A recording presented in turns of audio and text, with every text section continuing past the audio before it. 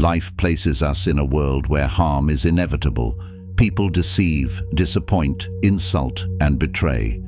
Situations arise that test our patience, distort our peace, and provoke our instincts. The Stoics did not deny this reality. They met it with preparation. Harm, in the Stoic sense, is not merely physical injury.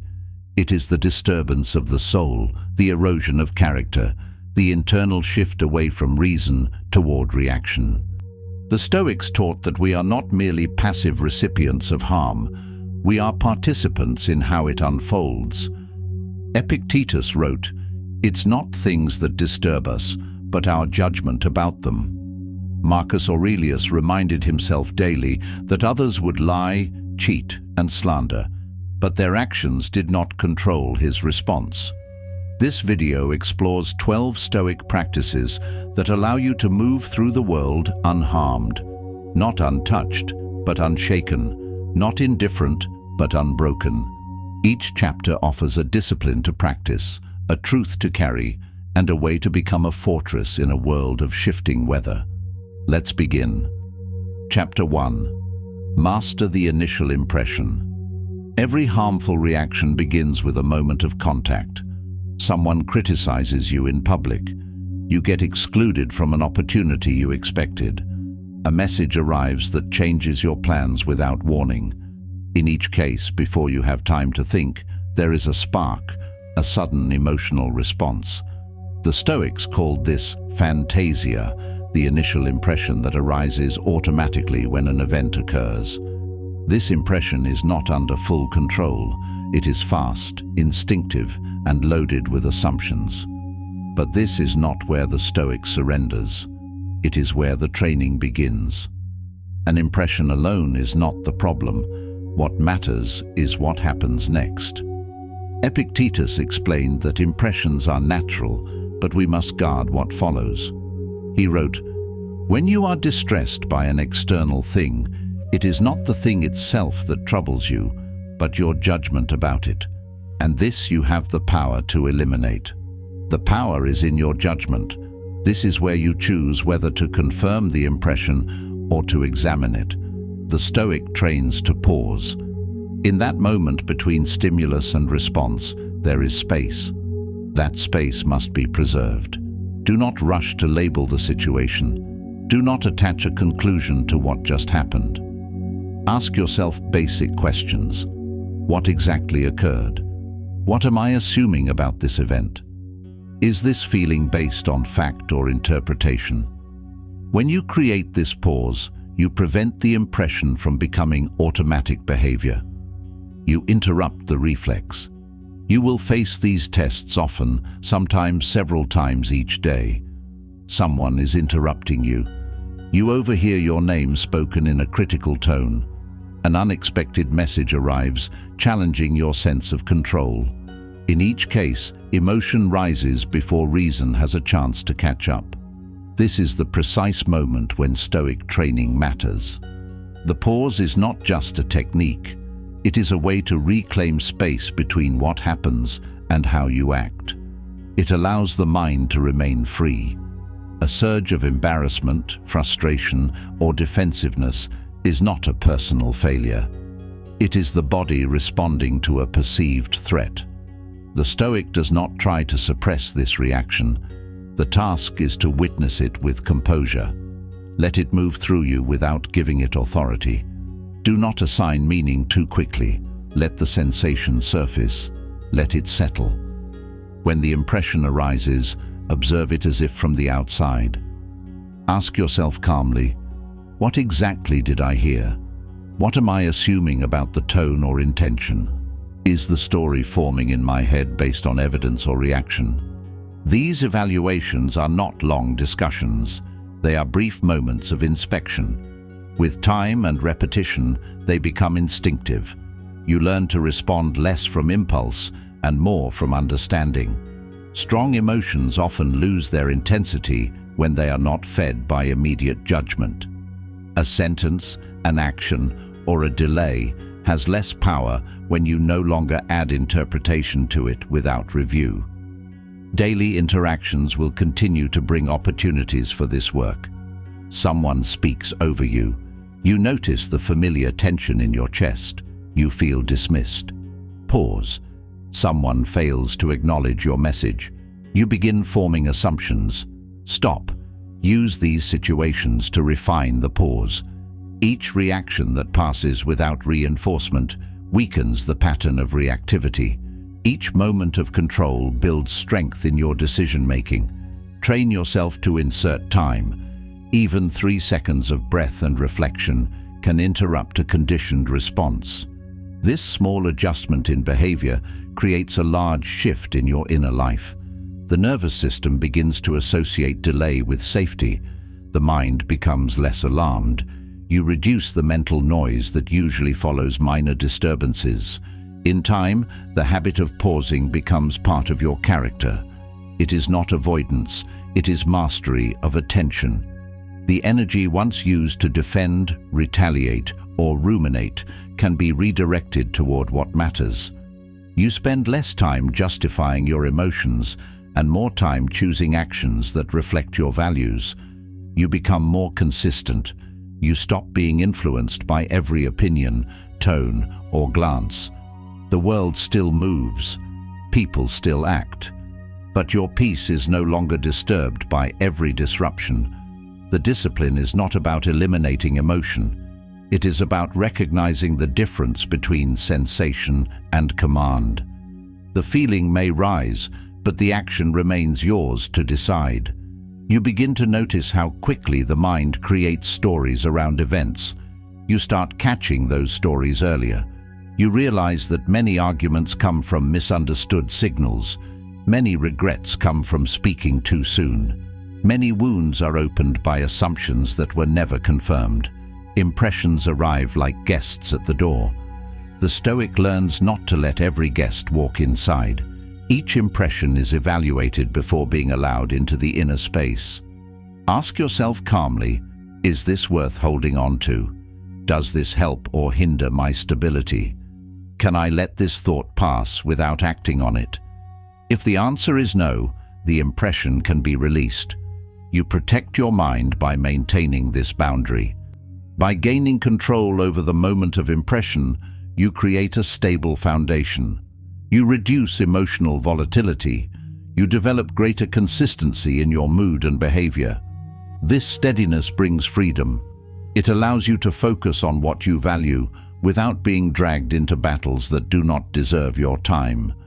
It prevents others from gaining control over your state of mind. Each day presents hundreds of impressions. Some will be clear, others will be confusing or triggering. The discipline is to hold each one with attention, to allow reason to guide action, to choose stillness over reaction. This does not weaken your presence in the world. It strengthens it. You become less predictable to those who provoke and more trusted by those who depend on your calm. Mastering this discipline is not a single achievement.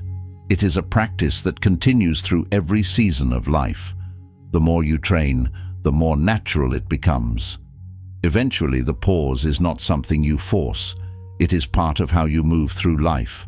That is where true strength begins. Through clarity in the moment of impression, you protect your peace. Through patience in response, you prevent harm from entering. Through the discipline of pause, you build the core of a resilient life. Chapter 2.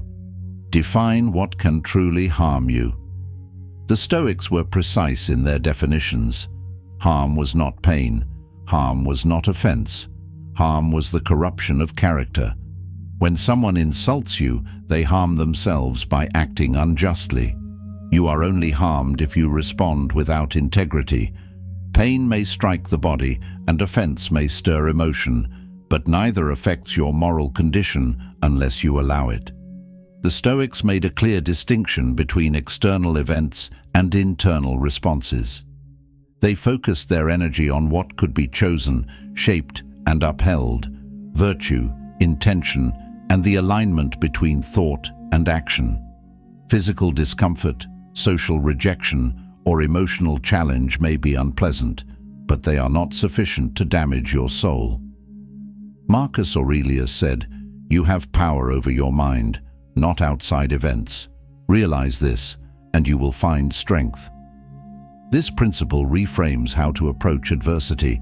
It teaches that strength is located in your choices, not in external circumstances.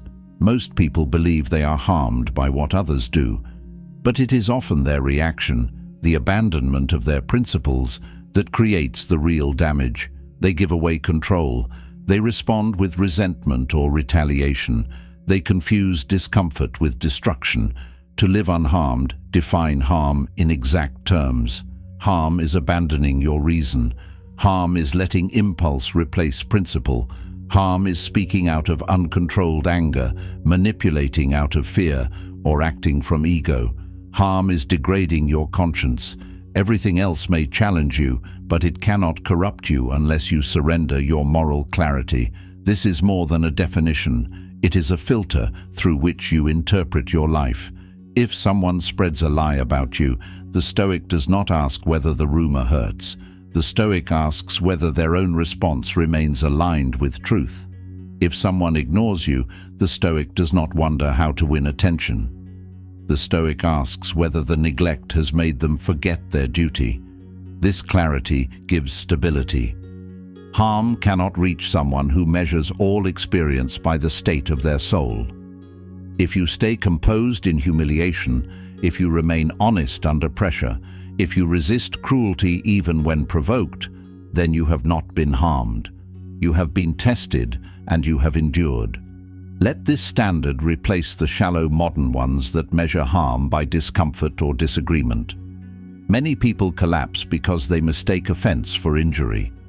The Stoic remains upright because they understand that only their decisions define their state. When your peace is dependent on how others act, you remain vulnerable. When it is rooted in your principles, it becomes untouchable. Write your definition of harm clearly. Review it often. Memorize it. Use it as a shield in stressful moments. Let it speak louder than emotion. Ask yourself, am I still governed by reason? Am I still living in accordance with my values? Am I treating others with fairness, even if they fail to do the same? The answer to those questions determines whether you have been harmed. Not the words others said, not the tone they used, not the difficulty of the situation. If your soul remains upright, then your integrity is intact. If your conscience is clean, then your power is preserved. Keep your definition of harm close when life grows noisy. People will offend you. Life will surprise you. Emotions will rise. Return to the standard. Harm is internal failure, not external force. Do this consistently, and you will experience more freedom. You will stop chasing validation. You will stop defending every wound. You will use your energy to protect what is within your control. The discipline of your thoughts, the quality of your actions, and the truth of your character. That is what the Stoics considered the true mark of being unharmed. Chapter 3. Remember the nature of others. One of the Stoics' most practical disciplines was anticipation. Marcus Aurelius began his meditations by reminding himself that he would meet the ignorant, the arrogant, and the selfish. He did this to prepare his mind for reality.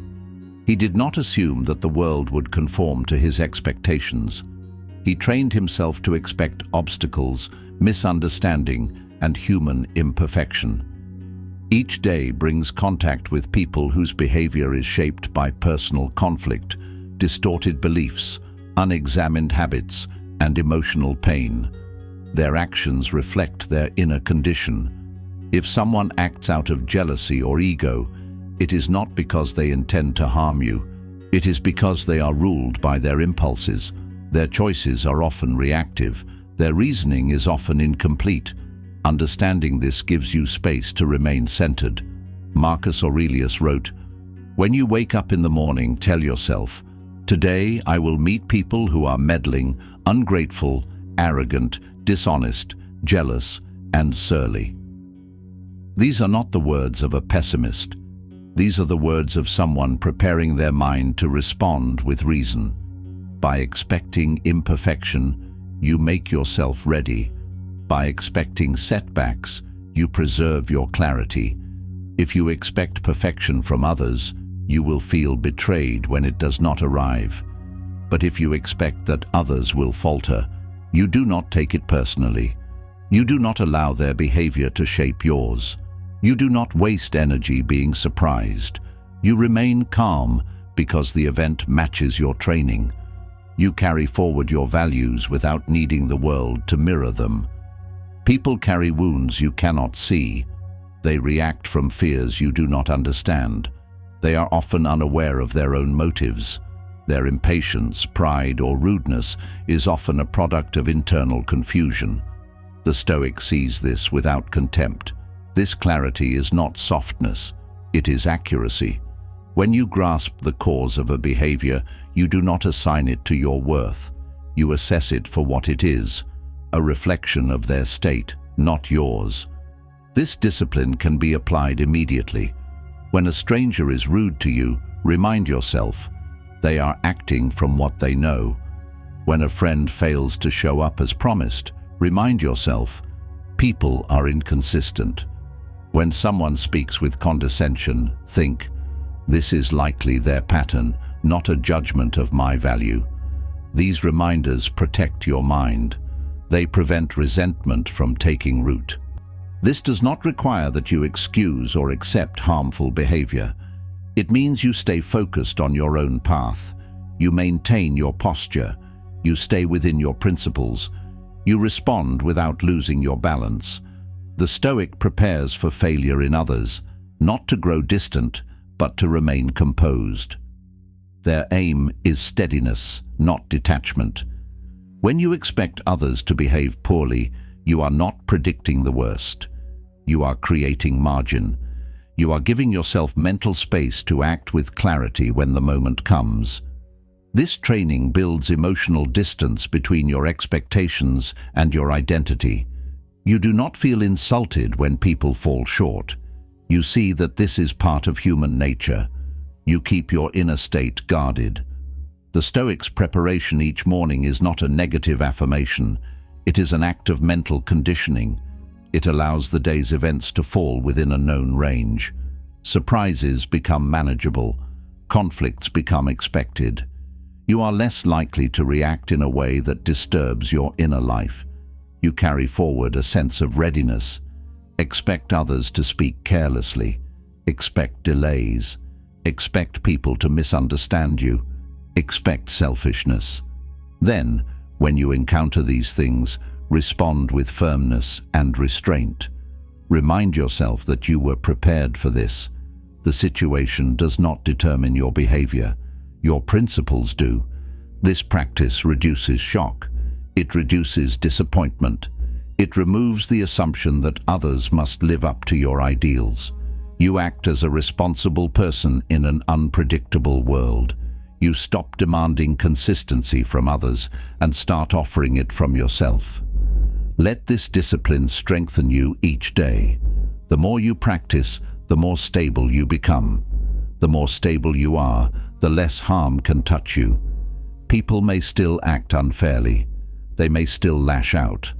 But your inner state does not have to follow them. It remains anchored. And when your inner life is anchored, no storm outside can move it. Chapter 4. Strengthen the discipline of assent. The Stoics taught that we must give assent, approval, to our impressions before they influence us. This is the critical gate. Every external event passes through the mind. What enters is not just the event itself, but your interpretation of it. Harm cannot reach the soul unless you agree with the thought that it is harm. When you hear an insult and believe it immediately, the mind admits it without question. When someone disregards you and you feel unworthy, it is because you accepted the appearance as reality. Assent is a process. It is the act of saying yes to an idea. Without that agreement, the impression cannot take hold. An impression might arise. This person disrespected me. This situation is unfair. This event is a disaster. But it does not become belief unless you confirm it. The Stoic disciplines the moment between impression and assent. This is where clarity is built or lost. To strengthen this discipline, slow the reaction. When something disturbs you, pause and examine it. Ask simple, direct questions. Is this true? Am I certain? Do I know the full picture? What response would reflect the kind of person I am practicing to become? These questions create space. In that space, the mind can separate signal from noise. In daily life, this applies across many situations. When someone praises you, it may feel good. But ask, is this sincere? Does this align with my true work, or is it flattery? When someone criticizes you, the mind may rush to defend. But pause. Is the criticism valid? Is this about their frustration or my failure? The Stoic examines each impression as a visitor, not as a command. Each one is considered before being admitted. Emotional manipulation often relies on quick assent. Guilt, anger, flattery, shame. These emotions gain strength when impressions are accepted without question. If someone says you let them down, pause. Ask, is this my burden to carry? If someone exaggerates your success to gain your favor, pause. Ask, are they seeking connection or influence? This discipline is not about constant doubt. It is about deliberate evaluation. You do not reject every impression. You assess it with reason. You allow what is aligned with truth and virtue. You refuse what distorts clarity. Over time, this habit becomes natural. You do not let your mood depend on headlines, gossip, or public opinion. You become selective about what enters your mental world. Assent applies not only to words, but also to judgments about events. A delay does not mean disrespect. A cold look does not mean hatred. A rejection does not mean personal failure. These are common assumptions. They arise quickly. The Stoic resists them until they are proven. This creates freedom. The external world remains active, but your internal world remains intact. The mind becomes a stronghold when it no longer gives instant approval to every passing thought. You do not absorb every emotion from the environment. You observe, consider, and then respond. This makes your mind sovereign. It removes the need to control others. It focuses all strength inward, where your decisions live. To train this daily, pick one event or interaction each day and reflect on the impression it gave you. Was your first response accurate? Did you give assent too quickly? Was your belief rooted in fact or assumption? This reflection sharpens the process. You begin to notice how often your feelings are shaped not by reality, but by unchecked impressions. Without your assent, impressions lose influence. They come and go, like weather over the sea. They do not shape your identity. They do not control your behavior. They do not define your worth. This is the inner defense that Stoicism builds. It is not made of walls. It is made of awareness. Each moment offers a choice. Approve the thought or question it. Agree with the judgment or delay it. With each correct decision, you strengthen your discipline. With each moment of awareness, you preserve your clarity. And when your clarity remains intact, harm finds no place to settle. It passes by, unacknowledged. It never enters. This is the strength of the disciplined mind. Chapter 5. Practice voluntary hardship. The Stoics strengthened themselves through deliberate discomfort. Seneca fasted, slept on the floor, wore simple clothing, and imagined worst-case scenarios. This was not self-punishment. It was preparation. Voluntary hardship teaches that discomfort is not destruction. When you choose to endure difficulty, you stop fearing it. You walk toward discomfort, not away from it. This robs harm of its power. Modern life offers many chances to practice. Take cold showers. Walk instead of driving. Skip a meal and observe your response. Speak honestly when it is uncomfortable. These acts are not heroic. They are exercises. They train the body and mind to remain calm in adversity. Voluntary hardship builds confidence. It reminds you through experience that the body and mind can tolerate more than they are usually asked to bear. It brings discomfort under your control, which changes your relationship to it. Rather than fearing difficulty, you learn to accept it as a part of the training. You stop interpreting every sign of stress as danger. You begin to trust your ability to endure. These deliberate challenges reduce dependence on ease. They reveal the strength that routine and comfort tend to conceal. Taking a cold shower teaches you that control over breath matters more than temperature. Skipping a meal teaches that hunger is a sensation, not a crisis. Waking early to exercise shows that discipline is a resource that grows through use. Each act of voluntary difficulty becomes a lesson in restraint, endurance, and recovery. When hardship is chosen, fear begins to lose its grip. The unknown becomes familiar. You no longer see every discomfort as an attack. You interpret stress with less urgency. You face rejection, fatigue, or challenge with more calm. Panic fades because you've encountered resistance before and stayed intact. This process builds a steady kind of strength, the strength of someone who has tested their limits and returned stronger. The more you train yourself through hardship, the less control adversity holds over you. When pain arrives, you know how to meet it. When plans fail, you know how to adjust.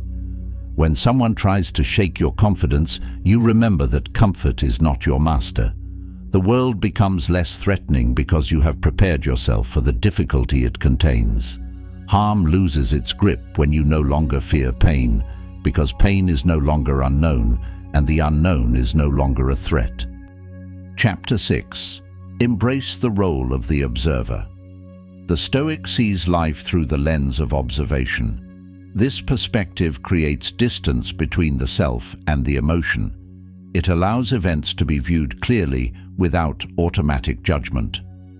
Marcus Aurelius often reminded himself that he was not what he felt, but the one who observed those feelings. This allowed him to retain control in situations that would unbalance others. Observation begins with naming what is happening. Anger, fear, anxiety, shame. Each one is a reaction to something the mind interprets. By stepping back and naming the emotion, you reduce its force. You stop it from expanding into identity. You shift from "I am angry" to "there is anger present." This small shift restores clarity. It creates space for choice. In practice, this means that when you feel slighted, you do not immediately act. You identify the feeling. You locate it in the body. You examine its message. You ask if the story behind the emotion is accurate. Often it is not. Emotions carry distorted narratives. Observation breaks their hold. The observer's role is consistent. In conversation, in conflict, in solitude, the discipline remains the same. Step back. Watch your own reactions. Ask whether they serve your values. If they do, proceed. If they do not, let them go. The observer is not detached from life. The observer is fully present, but not dominated by impulse. Daily observation builds internal structure. You begin to understand your patterns. You see which events trigger which reactions. You notice how quickly stories form around emotion.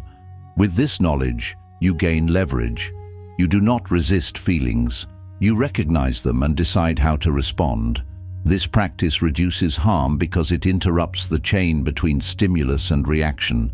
It allows you to act without being consumed. You stop fueling every reaction. You step out of the emotional spiral and return to what matters. That is the strength of the observer. It is not emotional coldness. It is emotional clarity. This clarity becomes your protection. It shields you from unnecessary conflict. It lowers your exposure to emotional injury. It gives you the power to remain calm even when others are chaotic. By observing your inner world, you gain mastery over what affects you. You become the author of your response. Let observation become your default posture. Begin each day with this aim. Throughout the day, return to it. In every encounter, carry the presence of the observer. This is not detachment from life. It is participation with awareness. It is the discipline of someone who has trained their mind to remain steady. This is how the Stoic avoids harm, by watching without surrendering. Chapter 7. Train indifference to external praise or blame. The Stoic path does not depend on reputation. Praise and blame are both opinions, shaped by factors outside your control. What one person admires, another may condemn. If you rely on praise to feel worthy, you will live in fear of blame. If you fear criticism, you will constantly adjust to avoid it. Both lead to instability. The Stoics trained themselves to value internal approval over external recognition. Epictetus warned against making your peace depend on applause. Marcus Aurelius reminded himself that the crowd's opinion had no bearing on truth. Seneca wrote that reputation was the shadow of virtue, not the substance. To practice this, begin by noticing how often your mood changes based on feedback. Reflect on compliments. Do they inflate your ego? Reflect on criticism. Do they deflate your self-worth? When you see this pattern, begin to question its logic. Ask, is this feedback based on principle or preference? Is it about my character or their comfort? This reflection will not make you immune to praise or blame, but it will create balance.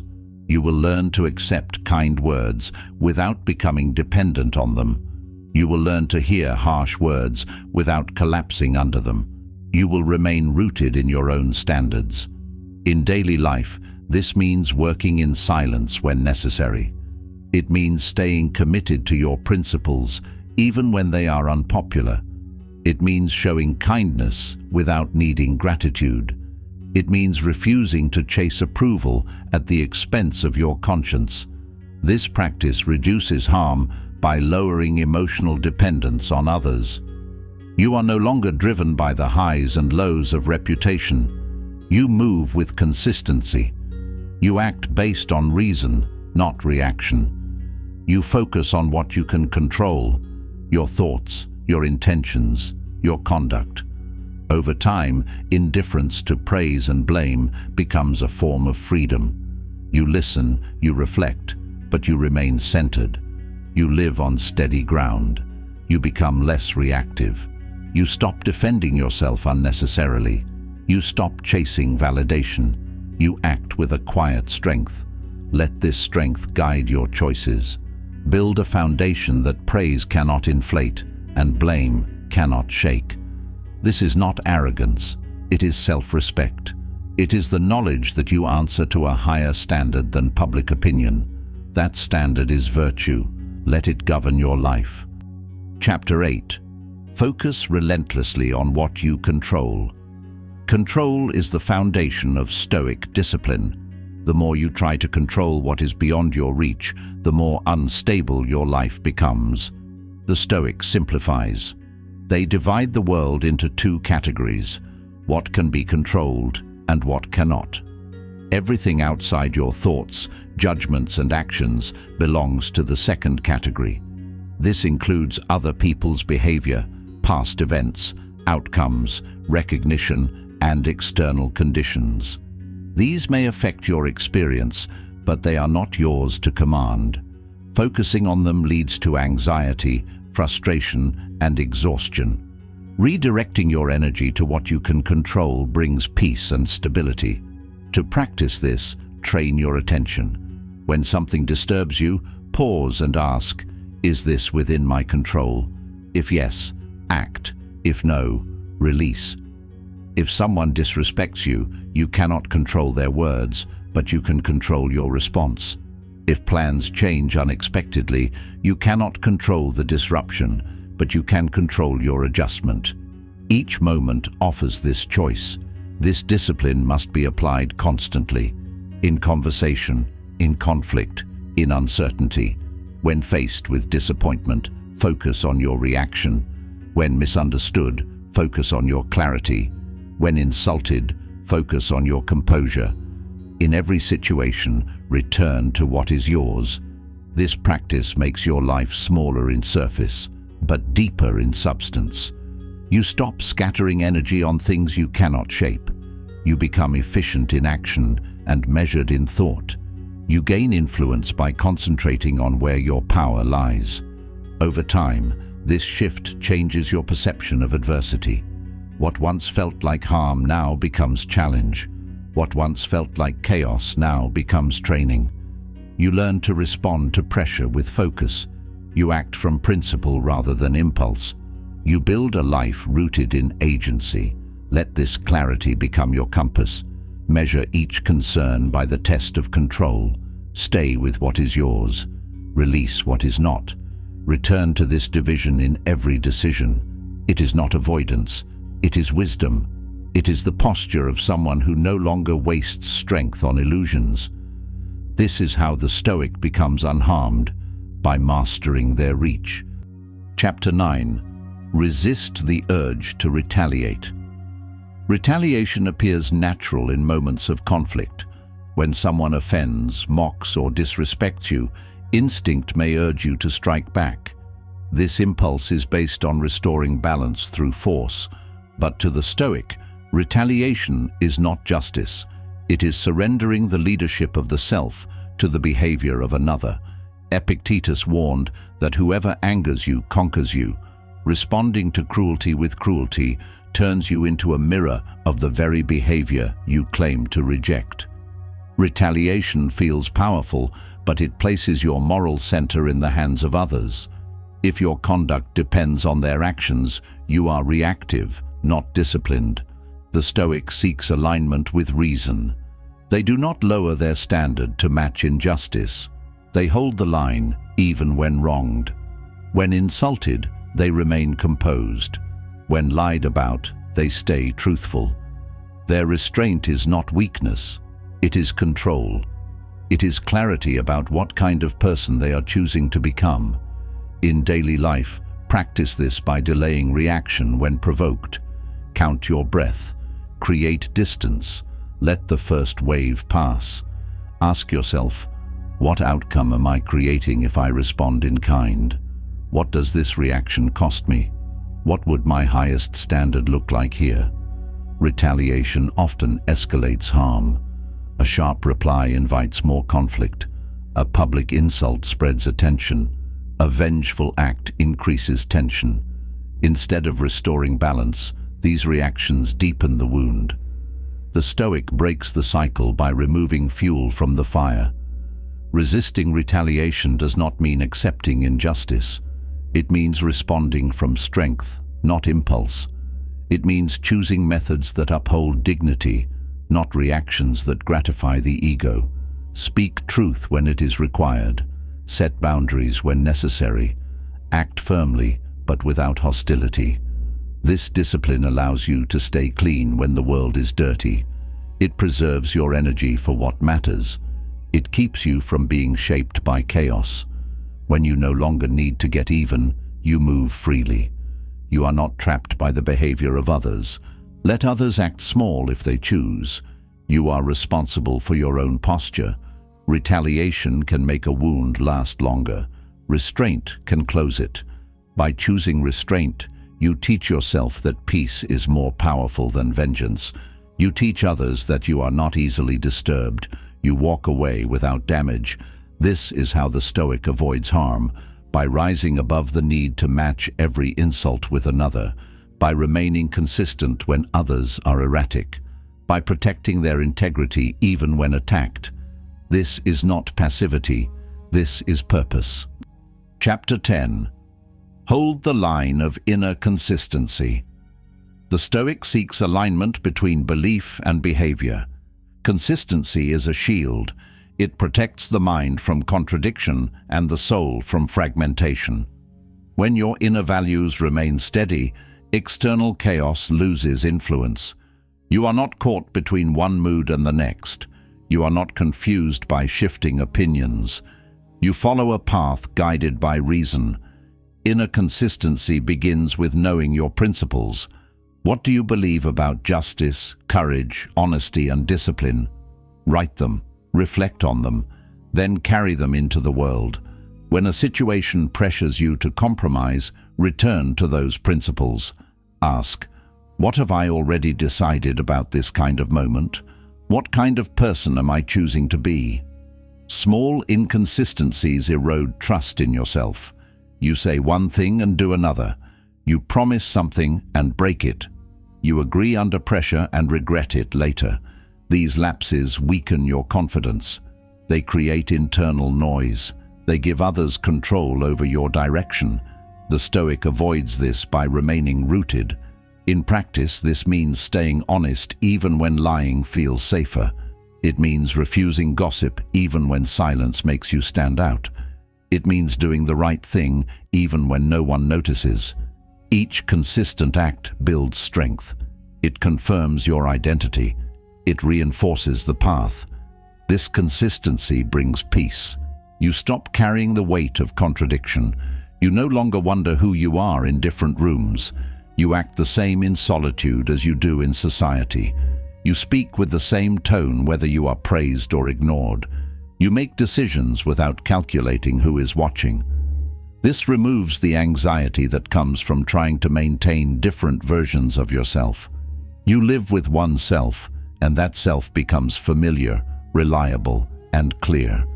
This steady presence builds credibility over time. Others begin to trust your words because they match your actions. They trust your actions because they reflect your values. You no longer need to explain or defend yourself constantly. Your record speaks.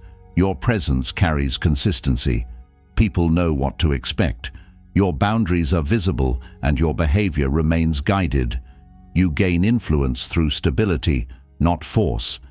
Consistency is not rigidity.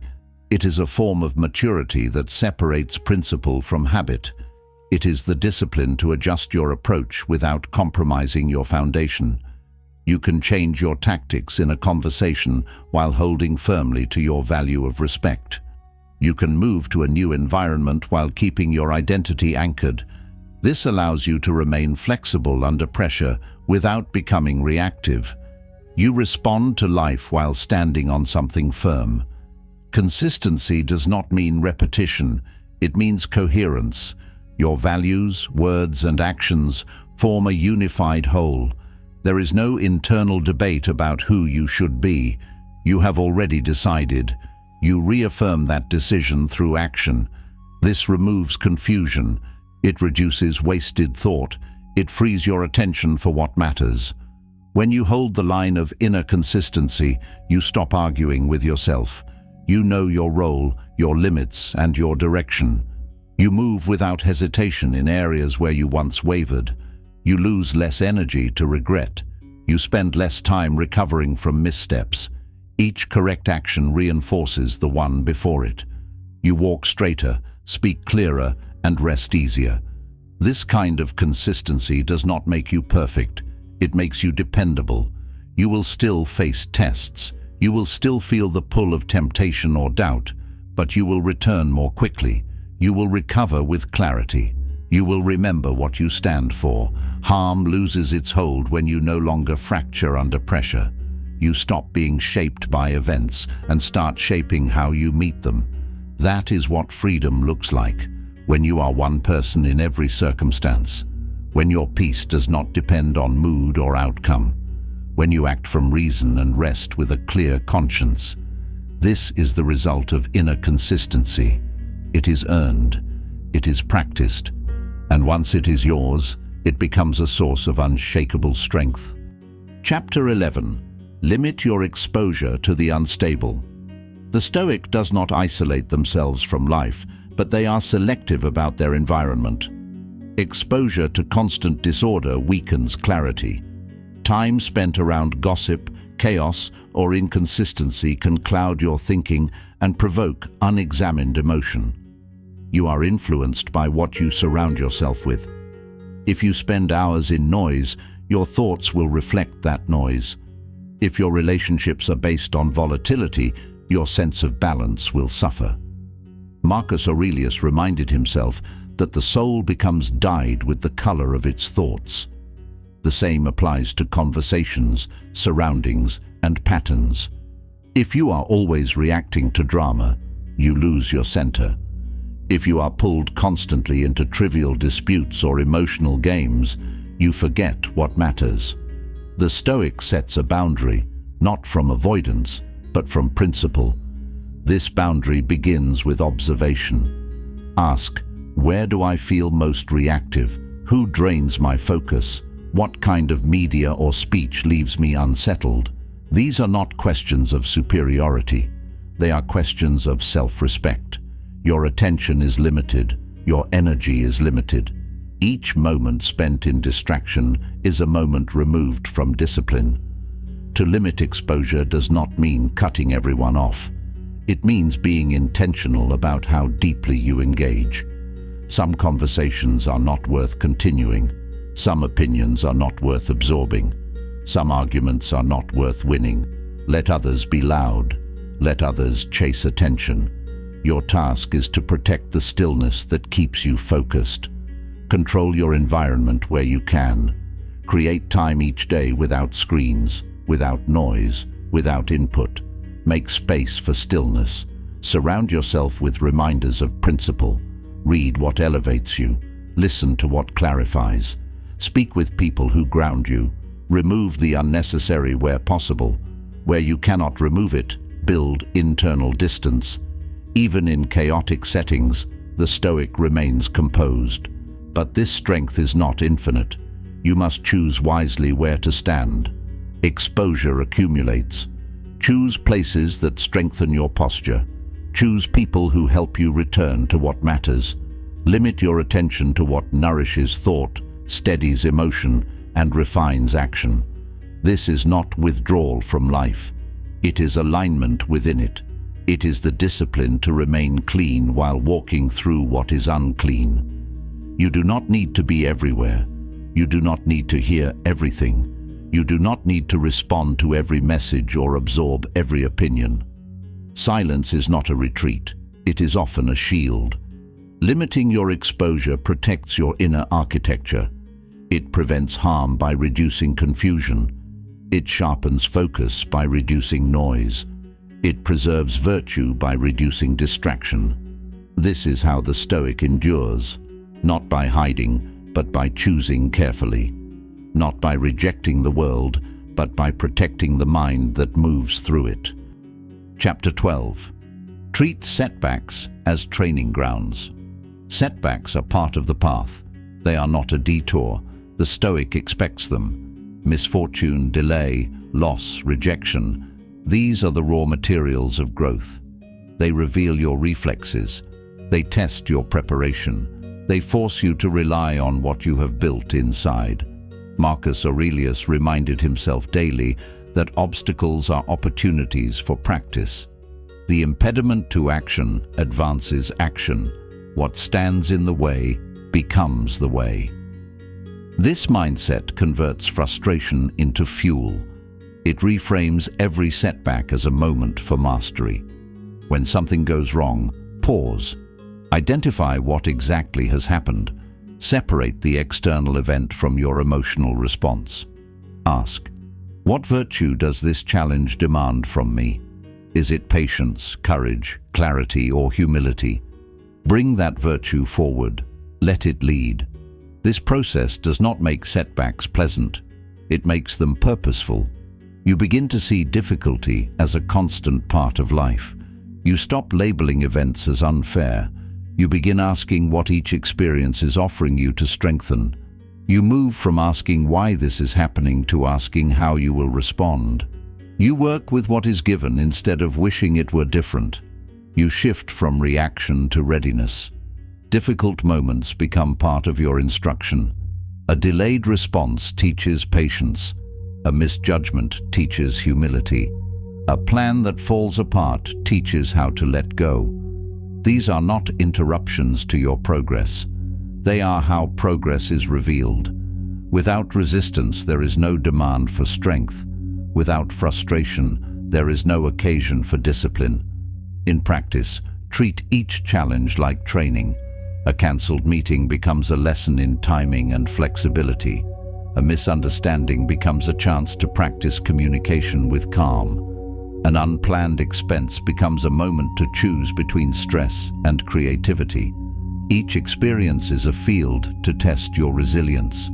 Each frustration invites a skill forward: steadiness, awareness, clarity, or resolve. Training means you come back to the same discomfort repeatedly and work through it with patience. You correct your posture when you notice yourself slipping into frustration or avoidance. You practice your principles under pressure where they are hardest to apply. The measure is not how you act when life is easy, but how you remain centered when the conditions are poor. Setbacks do not disappear. They reappear in new forms. The discipline is in responding with less resistance and more awareness each time. Each repetition builds a deeper capacity. You begin to predict your patterns. You know what triggers your impatience, what makes you defensive, what tempts you to abandon your values. This is not weakness, it is knowledge, and knowledge gives you an advantage. Eventually, setbacks begin to show you your current state. You recognize how far you've come and where your work still lies. You stop seeing difficulty as punishment and start seeing it as feedback. It is showing you where your training is shallow. It is giving you a chance to move beyond habit and apply principle with intention. The Stoic endures not because they are immune to difficulty, but because they have trained to face it without collapse. When life shifts, they adjust. When others panic, they stay present. When things fall apart, they begin again. Every response is part of their preparation. Every recovery adds structure to their inner architecture. The discomfort does not shake them. It teaches them how to stabilize. This is how the Stoic avoids harm, by recognizing that pain does not have the final word. Challenge does not break them, it sharpens them. They do not fear being tested because they see each test as an exercise. They turn difficulty into practice. They turn obstacles into a routine. Nothing is wasted. Everything is used. Every hardship becomes a lesson. Every setback becomes a tool. The training never ends because the world never stops offering new material, and the Stoic is always ready to use it.